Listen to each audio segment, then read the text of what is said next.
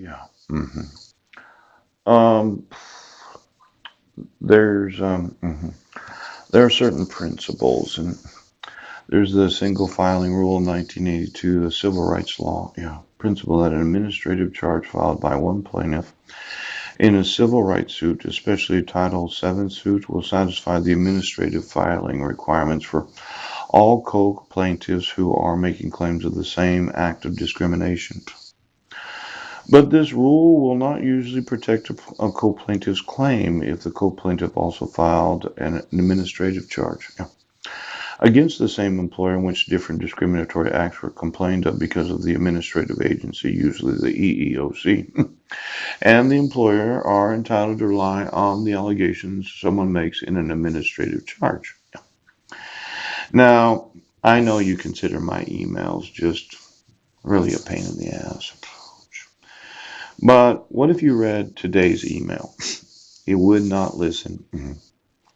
You won't listen as the sheriff. Yeah. You won't listen as the police chief. Yeah. You won't listen as a judge. Pooh. You won't listen, but it's the wrong form. You can't use an email to file an administrative charge against the deputy chief of police for refusing to allow me to use his cell phone. Well, I provided all the necessary information, right, to prove that you're refusing to listen to what I have to say. And in the process of doing that for the last 3 years, you've given credibility to a petitioner, yes, a victim, yeah, that she should have never had. Oh. Now, I'd like to know exactly what administrative charges can be filed as a plaintiff in civil rights suits. Now, not just Title VII, Title VI, possibly a Title VIII, yes. I don't know, maybe they got all the different titles in there, yeah. Could you get me the various titles that are involved in civil rights legislation that you could have an administrative complaint, yes, that could result in a large lawsuit, both criminal, civil, and tort lawsuits? Now, these titles don't seem to be getting enforced. Oh, a mass tort. Oh my gosh, civil wrong that injures people. Intentional tort, a tort committed by the sheriff with the general or specific intent.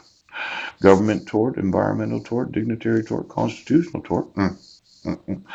A violation of one's constitutional rights by a government officer, redressable by civil action filed directly against the officer. A lot of these constitutional torts that you're obstructing me from filing, color of state law, such as a civil rights violation.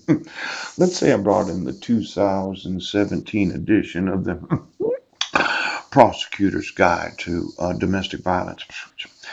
And I said, well, it violates my right to due process, to actually get notice and opportunity to be heard, even though that's what it says in the RCWs. But I've heard it said numerous times by prosecuting attorneys, as long as I have knowledge of it, it's enforceable. Yes. But you say that there is no due process to those that are being deprived of life, liberty, and property. Now we go back to page 1, don't we? Yeah. How many constitutional violations? It's a prosecutor's died to my domestic violence. Yes. Now, those in the Washington State, oops, oh my gosh, I didn't want to do that. Ouch.